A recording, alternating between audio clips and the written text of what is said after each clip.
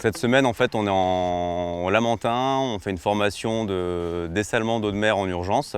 Donc le but, en fait, c'est de former des bénévoles qui peuvent être déployés en urgence dans la Caraïbe pour utiliser une station de traitement d'eau, de dessalement d'eau de mer, donc qui permet de produire de l'eau potable à partir d'eau de mer.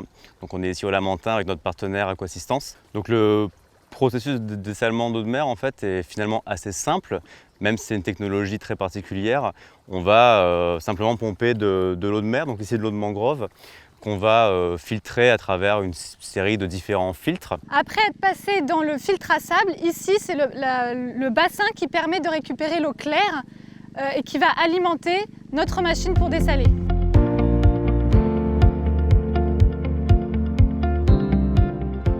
L'eau claire est pompée par une pompe haute pression pour alimenter notre skid d'osmose inverse. C'est la machine qui dessale, c'est le centre de notre station qui va séparer les sels de l'eau qui va être stockée et distribuée et qui sera potable pour la population après avoir été désinfectée au préalable. Une fois que l'eau a été dessalée, elle arrive et qu'elle est potable, elle arrive dans cette première bâche de stockage pour alimenter les bénéficiaires, soit par une rampe de distribution directement, soit par des camions citernes qui peuvent être remplis à partir de cette bâche.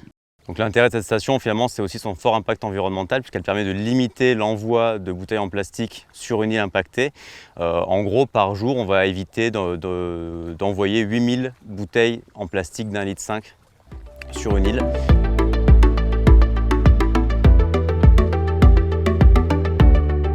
J'ai une vingtaine d'années d'expérience dans ce domaine d'activité où on fait le traitement de l'eau, où j'utilise les différentes machines pour traiter les eaux de surface.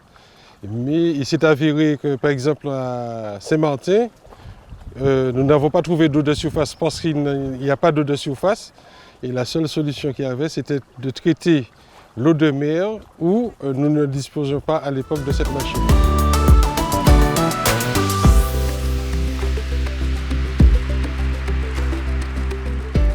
Pour moi, c'est une formation excellente et que j'ai pu acquérir les compétences qui manquaient pour, en cas de déploiement, pouvoir utiliser à 100% cette machine.